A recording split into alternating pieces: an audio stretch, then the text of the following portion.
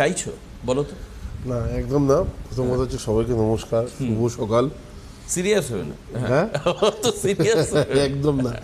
হ্যাঁ, স্পেশালি যেটা হচ্ছে সেটা হচ্ছে যে না, সিরিয়াস থাকার মতো আমরা কি বলবো সেই জায়গাতেই নেই। আমরা তো ভগবানকে নিয়ে শুধুমাত্র বিশ্বাসী, এর জন্য চলে যাচ্ছে, ওর জন্য হাসিটা সবসময় থাকে এটা ঠিক, মুখের মধ্যে, এটা ঠিক, এর বাইরে এটা কিছু উচিত, না। এটা উচিত। আর বেশি সিরিয়াস হয়ে বেশি টেনশন করে আলটিমেটলি টেনশনটা দিচ্ছে নুনি, টেনশনটা মেটাবে নুনি, তাহলে বেকার নিজেকে চাপ নিয়ে হবেটা কি? তো নিলে প্রেশার বাড়বে, এরকম ভারী চেহারা। তারপরে দ্বিতীয় কথা হচ্ছে যে কষ্টটা মানে স্পেশালি আমি তাদের উদ্দেশ্য করে বলছি যারা ধরুন যাদের জন্মছকে দশা বা বিংশোত্তরী দশা অনুযায়ী টাইমটা খুব খারাপ। কেউ বলবে আমি রাহুর সময় দিয়ে যাচ্ছিলাম, কেউ বলবে শনির মধ্যে দিয়ে যাচ্ছিলাম, বা কেউ 7.5-র মধ্যে দিয়ে যাচ্ছিল। তো আপস অ্যান্ড ডাউন প্রচুর পরিমাণে পেয়েছেন। তো আপনি দেখবেন যখন এই আপস অ্যান্ড ডাউন, প্রচণ্ড প্রবলেম, যে লোকটা আপনার সামনে এসে মাথা তুলে কথা বলার ক্ষমতা ছিল না, সে হয়তো বাড়ির সামনে এসে চিৎকার চেঁচামেচি করে বলে যাচ্ছে, তার মানে বুঝতেই হবে যে কোথাও না কোথাও আপনার একটা বড় প্রবলেম আপনি ফেস করেছেন। এবং এই খারাপ সময় যাচ্ছে। হ্যাঁ, এটা একটা খারাপ সময়। এই যে জিনিসগুলো আপনার অলরেডি ফেস করা হয়ে গেছে, এবার আপনি সেগুলোকে কাটিয়ে যখন ভালোর দিকে যাচ্ছেন তখন প্রথম দেখবেন আপনি সবার আগে এতদিন আপনার মধ্যে যেটা ছিল সেটা আপনি কোথাও না কোথাও একটা দোলাচলে থাকতেন, ঈশ্বরে আপনি বিশ্বাসী ছিলেন না, আপনি সর্বা সমস্ত কিছু। কিন্তু যখনই এই আপস অ্যান্ড ডাউন, জীবনের সব থেকে কঠিন মুহূর্তগুলো ভগবান আপনার সামনে এসে ফেলেছে না, আপনি তাকে দেখেননি, তার রূপ জানেন না, তার আকার জানেন না, ছবিতে দেখেছেন, মূর্তিতে দেখেছেন, তাকে কোনোদিন বিশ্বাসই করেননি, তাকে বললেন যে প্রভু অ্যাটলিস্ট রক্ষা করো, এবারে রক্ষা করো। বিশ্বাস, এই যে বিশ্বাসটা যখন আপনার মধ্যে আসা স্টার্ট হলো, আপনি জানেন প্রথম সংকেত সামনে আপনার ভালো দিন আসতে চলেছে। দ্বিতীয় সংকেত কি? দ্বিতীয় সংকেত হচ্ছে আগে আপনি প্রচণ্ড কথা বলতেন, অনেক বেশি বেশি কথা বলতেন, যেগুলো দরকার ছিল না সেগুলো আপনি বলতেন, জনসম্মুখেও বলতেন, জনসমাজেও বলতেন। হয়তো আপনার মুখ থেকে এরকম বাণী উদ্বেগের কারণ হয়ে যেত অনেকের কাছে, বা অনেকে আপনাকে সেইখানে ভয়ের জায়গা দিত। আজকের ডেটে আপনার বলাটা অনেক কমে গেছে। দ্বিতীয় সংকেত, আপনি আজকের ডেটে লোকের মুখ থেকে শুনতে অনেক বেশি ভালোবাসেন, যে কি কি ভুল ছিল, কোথায় কোথায় আমার প্রবলেম ছিল, কেন আমার এই জায়গাটা দেখতে হয়েছিল, এই রিজনগুলো ছিল বলে আমাকে এতটা নিচে নামতে হয়েছিল। আজকে আমি অ্যাটলিস্ট সেই জায়গাটাতে নেই। এখন যে যা বলছে চুপ করে শুনি, বিচার বুদ্ধি, ভালো লাগলে দু কান দিয়ে শুনে ভেতরে রাখি, যদি খারাপ লাগে সেটাকে আস্তে করে এক কান দিয়ে শুনে এক কান দিয়ে বের করে দিই। সবথেকে বড় কথা হচ্ছে এটা আমাদের লাইফে খুব দরকার বা প্রয়োজন। এগুলো হচ্ছে ঈশ্বরের দেওয়া সংকেত। তো এই সংকেতগুলো যখনই আপনি দেখতে পাবেন না, তখন দেখবেন অটোমেটিক্যালি লাইফের মোড় ঘুরছে। দেবাশিসদের যেখান থেকে স্টার্টিং করেছিল ওইখানে ওই লেভেল অবধি পৌঁছানো, বা তাদের খারাপ দিন ভালো দিন নিয়ে আলোচনা করার মতো জায়গা আমি একদম অতীব ছোট মানুষ, মানে আমার পক্ষে একদমই নেই। না, আমি কাউকে মেনশন করি, আমি বলছি যাদের এখন খারাপ সময় যাচ্ছে, দেবাশিসটা মেনশন করে না, উদ্দেশ্য করে, যারা মনে করছে আর কি যে যাদের খুব খারাপ সময় যাচ্ছে তারা কি, তার মধ্যে দুটো জিনিস তুমি বললে, এক হচ্ছে বিশ্বাস, অতিরিক্ত বিশ্বাস করা, আর হচ্ছে অতিরিক্ত কথা বলা। আর আচ্ছা, তৃতীয় হচ্ছে যে আপনি যাই করুন তাই করুন, সব থেকে বড়ো কথা হচ্ছে মনের মধ্যে একটা ইচ্ছা, বা মনের মধ্যে মনে হচ্ছে যে এই জিনিসটা হলে ভালো হতো অনেকটা খারাপ কাটানোর পরে, এবং আপনি দেখছেন না চাইতেই সেই জিনিসটা আপনার সামনে হাজির হয়ে যাচ্ছে বা হয়ে যাচ্ছে। সঙ্গে সঙ্গে বুঝবেন যে এটা শুধু আপনার একার চাহিদা ছিল না, ঈশ্বরের ইচ্ছে ছিল আপনাকে দেওয়ার। ইচ্ছেটা আপনার হয়েছে, প্রভু সঙ্গে সঙ্গে সেই জিনিসটা আপনার সামনে পাঠিয়ে দিচ্ছে। যদি দেখেন তার বিপরীত, তার মানে সবসময় বুঝতে হবে যে আমার এই চাহিদাটাই লাইফের বড় গণ্ডগোলের কারণ ছিল। তৃতীয় জায়গা হচ্ছে মানুষকে অনেক সময় মানুষ বলে মনে না করার একটা পরিধি। আমরা অনেকেই মনে করতে পারি না আমি তো কখনো এরকম জায়গাতেই যাইনি, কিন্তু উচ্চ বাচ্য বা কঠিন শব্দ শোনাতে আমরা অনেকেই পিছপা হই না। তার মানে আমার সামনের দিকের মানুষটার অন্তরাত্মাতে গিয়ে যে কথাটা বিধছে বা লাগছে, সেই জায়গাটাকে আমরা গুরুত্বই দিই না। আলটিমেটলি আমরা কি বলি, মানুষের মধ্যেই নারায়ণ লুকিয়ে রয়েছে, তাই না? তো নারায়ণ তো মানুষের মন হৃদয়। তো সেই জায়গাটা আমি যাকে কৃষ্ণ বলি, অসন্তুষ্ট মানে তার চোখ দিয়ে যখন জল আসছে, মানে সেই ভেতরের পার্সেন্টটাও তো আপনাকে কষ্ট পাচ্ছে। তার চোখের জলটা আপনাকে একদিন না একদিন দাম দিতেই হবে, সেটাই আপনি দিয়ে এসছেন। আজকে ডেটে আপনি সেই কাজটা করেন না, আপনি জানবেন আপনার সামনে ভালো টাইম আসছে।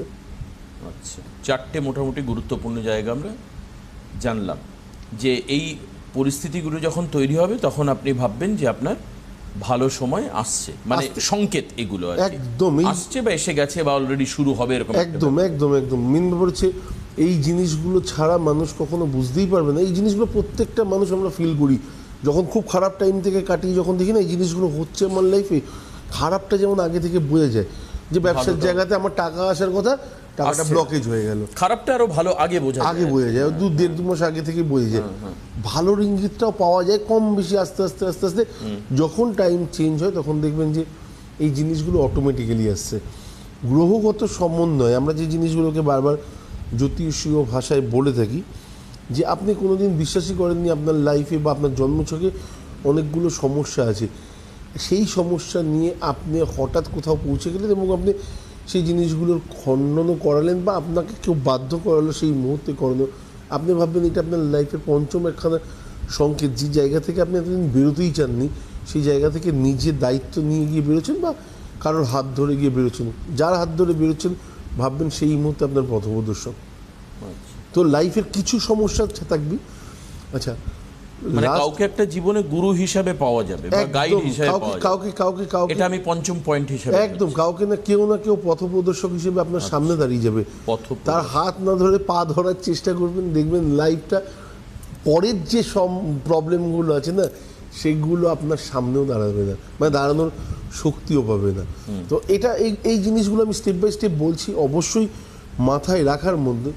দ্বিতীয় মানে লাস্ট মানে ষষ্ঠ গেল, সপ্তম হচ্ছে আপনাকে কম বেশি প্রত্যেকটা মানুষ জানতো যে আপনি লাক্সারি লাইফ লিড করেন, আপনি প্রচণ্ড আত্মঅহংকারী বা আপনি নিজে যেটা বলবেন সেটাই শেষ কথা।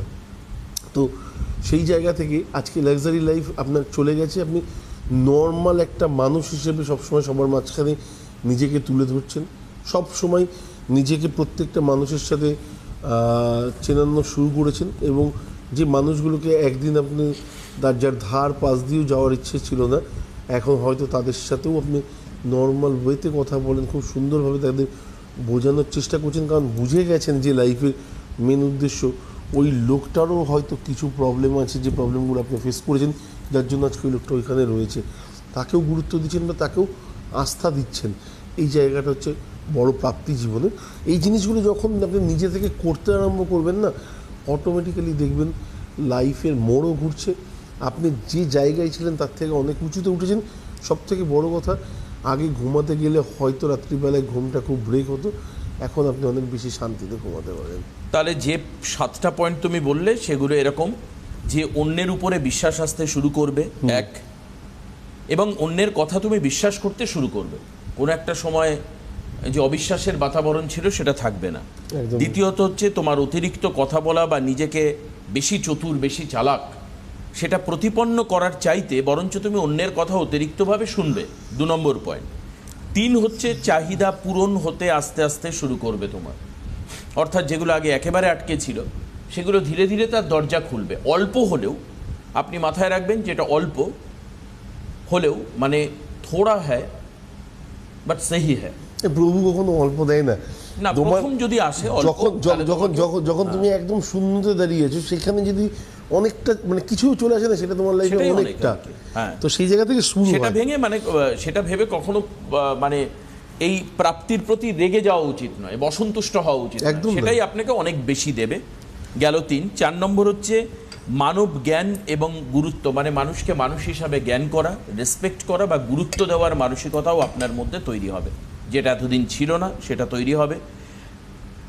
পরের হচ্ছে পথপ্রদর্শক পাওয়া, জীবনে কোনো একজন গাইড, ফ্রেন্ড অথবা ফিলোসফার আপনি পাবেন, আপনি মাথায় রাখবেন যে উনি আপনাকে অন্ধকারে পথ দেখাবে, যেটা আমরা বিভিন্ন খ্রিস্টান ধর্মগ্রন্থেও দেখেছি বা মুসলিমদের ইসলামিক ধর্মগ্রন্থ আমরা দেখেছি যে একজন পথপ্রদর্শক বা রাস্তা দেখানোর লোক তিনি উপস্থিত হন।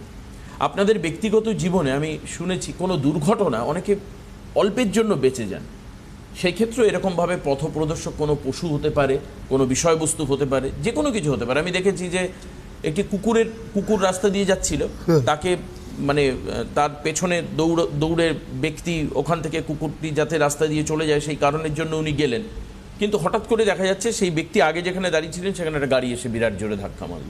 মানে কুকুরটা না আসলে তার হয়তো সেখানে মৃত্যু হতো। এরকম ভাই পথপ্রদর্শক আপনি পাবেন, সেটা ব্যক্তি হতে পারে, পশু হতে পারে, বিষয়বস্তু হতে পারে। গুরুত্ব আরোপের মানসিকতা এবং ঈশ্বর ভক্তি, এই সব দিয়ে আপনি কিন্তু একটা সাংকেতিক আবহ পেতে পারেন, যে যেখানে আপনি কষ্টের পরিস্থিতি থেকে বেরিয়ে আসবেন বা ক্ষতির পরিস্থিতি থেকে বেরোবেন বা কষ্ট শেষের পথে আপনার। একজন রয়েছেন ফোনে, আমি একটু দেখি কে আছেন ফোনে। হ্যালো,